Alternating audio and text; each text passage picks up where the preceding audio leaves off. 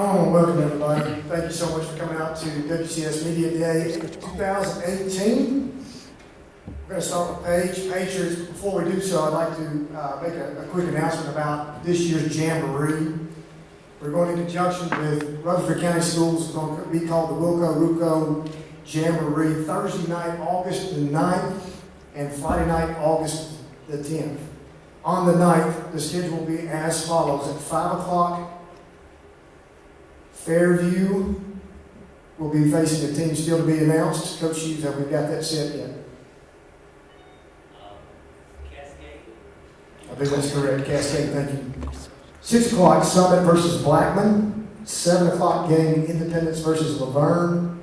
8 o'clock game, Nolensville versus Centennial. That is Thursday night at Nolensville. Friday night at Oakland. Will be 5 o'clock game will be Brentwood versus Riverdale. 6 o'clock will be Franklin versus Stewart's Creek. 7 o'clock game is Page versus Siegel. 8 o'clock game is Ravenwood versus Oakland. That is this year's Jamboree, Wilco Ruco Jamboree. We will have further details on that after Wednesday. I'll meet with both sides then, and we'll have everything ironed out for you guys. Any questions on that particular event before we get started? Yes, Joe. Can you improve those matchups just a little bit slower? I will. I'm going to give you a copy, even better than that. Which one? Which day? You got a copy, good one. Okay, I'll get you a copy. Any questions on the Wilco Ruco Jamboree? All right, without further ado, once again, thank you for joining us. 2017 record 8-4, 4-2 in region play. Lost in the second round of Summit 27-14, 5A classification. Please welcome to the stage head coach of the Page Patriots, Charles Rathbone.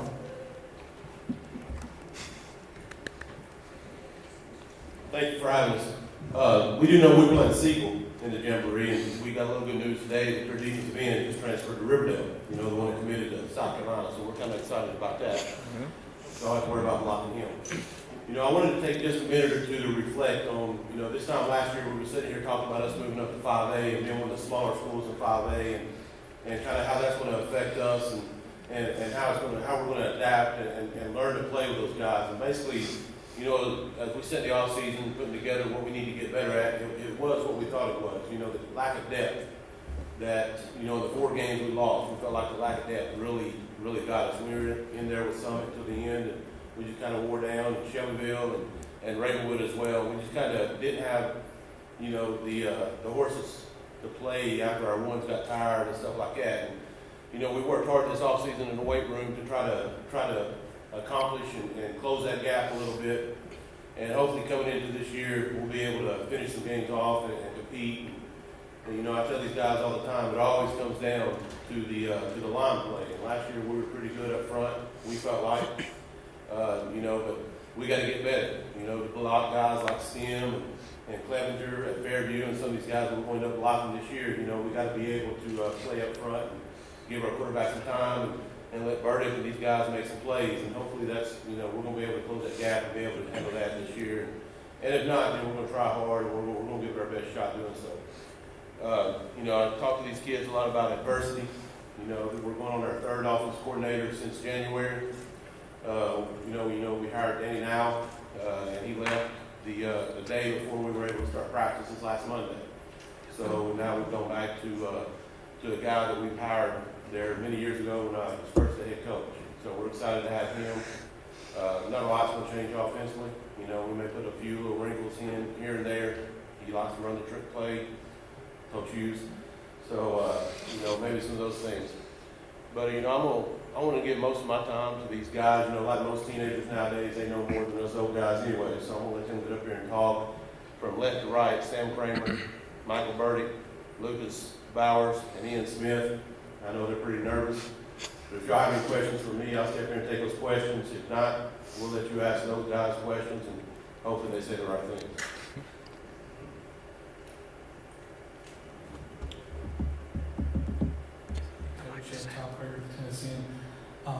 This year we'll have 3 games in the month of August.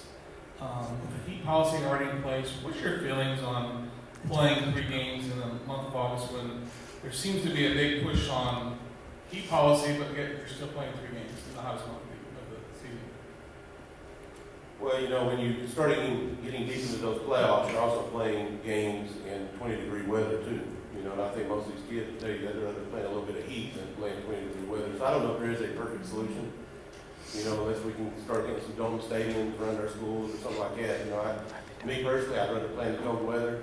I think, you know, I've talked to these coaches in the past, and all the coaches here in Williamson County, we kind of go above and beyond to protect our kids from the heat acclimation and getting them ready for the heat and push them as hard as we can, but also giving them plenty of breaks and water them down. And I think as we become more knowledgeable about those kind of things over the years, we've learned how to deal with them, and we've just got to be extra careful and make sure that we're not pushing them to the extreme. And you know, football's a fine line. You know, you got to be a tough player.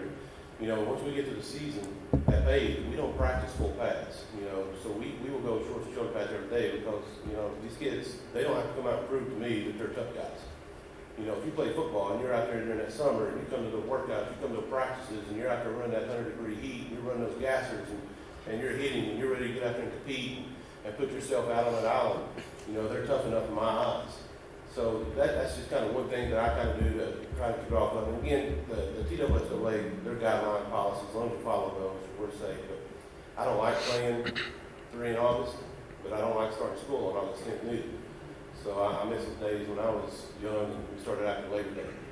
But, you know, that's not going to happen. So, Coach, looking back, what's the biggest adjustment you guys made or had to make going to 5A this last year? well, you know, to be honest with you, you know, I think about this on the way over. And, you know, we like being one of the smaller schools in 5A. We were always playing with the Spring Hills, and really there's a lot of more rural schools, and you really didn't see those kids talking a lot of trash and pushing it to the limit. And that was the biggest adjustment, and the biggest surprise to me was just the amount of talk that goes on the fields. And, you know, Burdick, he played in 5A a couple years ago. He's our biggest talker. And, you know, he was used to it. And the rest of the guys like, man, why are we talking? Why are we talking? And, you know, but the biggest adjustment is obviously the depth. You know, we're just not used to seeing those guys. You know, maybe one team we play, we see a 6'4" type guy. Now you're seeing 2 or 3 of them on every team. And so when we take out our ones and put in a 2, you know, to get some air, then they're going to replace their guy with another 4 or 5, 4 or 6 guys that can run. And it's hard for us to match up against that kind of athlete at this point. The athleticism, that would be the biggest adjustment. Hey, Coach, D1 highlights right there. How do you replace a Bubba Johnson and a Jacob Van Manningham for your offense going through this season? You know, obviously, we made a switch at quarterback about halfway through the year. Cade Walker did a great job for us. He's a really good athlete. Bubba, you know, I mean, that's a situation where, you know, I'd rather not talk about Bubba. He's not here. We want to talk about guys that want to be here with us. And these guys deserve to have guys around them that want to be here with us. So, you know, we're going to find another running back that's going to run the ball just as hard. We're going to find a quarterback and receivers and line, but we can adapt, but we're not going to change everything we do just because we lost a good player in Bubba and Jake. You know, Jake is obviously walking on to Virginia Tech. But I think Cade will do that. But again, it's going to come down to that offensive line. Are we going to be able to open gaps and open holes and block for our running backs, whoever it is? Thank you. 2-part question, Coach. First part for you, and I'm going to ask these guys. First part, how close are you to having the field done? They're telling us 2 weeks. It'll be done. Not going to have a track done until at the end of August. I know Coach Hughes has been on me to move the game back to Fairview, but we're hoping that doesn't happen. So their promises, and it'll be done at the end of this month. For you guys, what do you think about playing on the new turf? Is it something you're looking forward to, or? I think it's going to be really fun, you know, something different. I mean, I've loved turf growing up. The only thing I don't like about it is the beads and the heat, but I mean, that's something we're just going to adjust to. Honestly, I hate turf because it's just hard and it's hot. And your cleats melt, and as a fat guy, it sucks. Just overall, it's awful. I got mixed emotions about it. You know, they always say you play better on turf, but it hurts a lot worse. So that's my opinion. It's just really different from what we're used to, but from what everyone's pretty much told me, it's a lot better, like, for the game. You guys just bashed it. Nothing's better than grass, though. No. So, but we're very, on that topic, we're very appreciative to have an opportunity to be getting the turf. You know, I mean, we're kind of landlocked out of Page. You know, we've been practicing on a 45-yard length width field. You know, waiting on the turf, we're on about a 30-yard field now. So, I mean, whether we like it or not, we're going to love it because we're very, very, very appreciative that that Dr. Looney and the school board, you know, chose to put that in that Page for us, and you know, we're going to do our best to take care of it.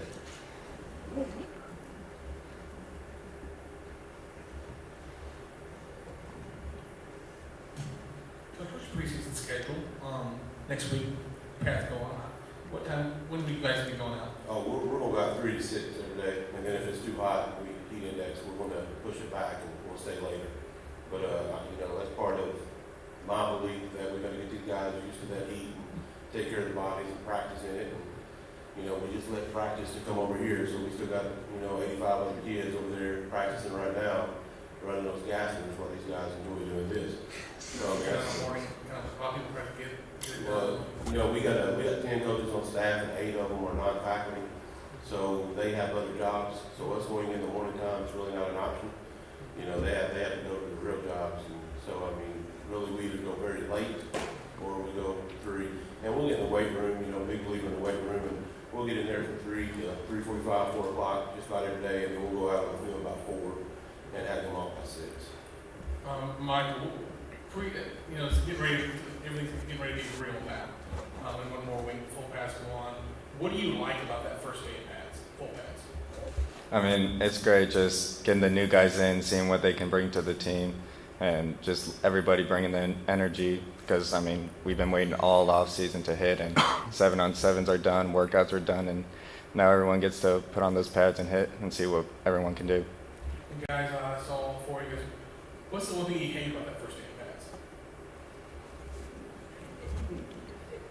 You're not really usually that conditioned the first day, like for the heat at least, because like we'll run hills, we'll run gassers, but we're not running with full pads on, so it's a really like hard transition to go 3 hours straight.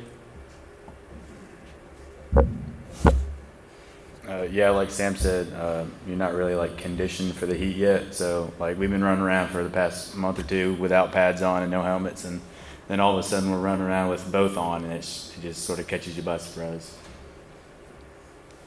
I guess I'm kind of the same way.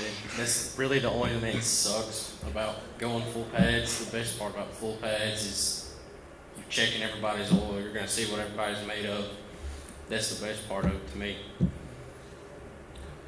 You know, I would have thought they would have said the second day of full pads is what they regret the most. So they'll be sore the next day.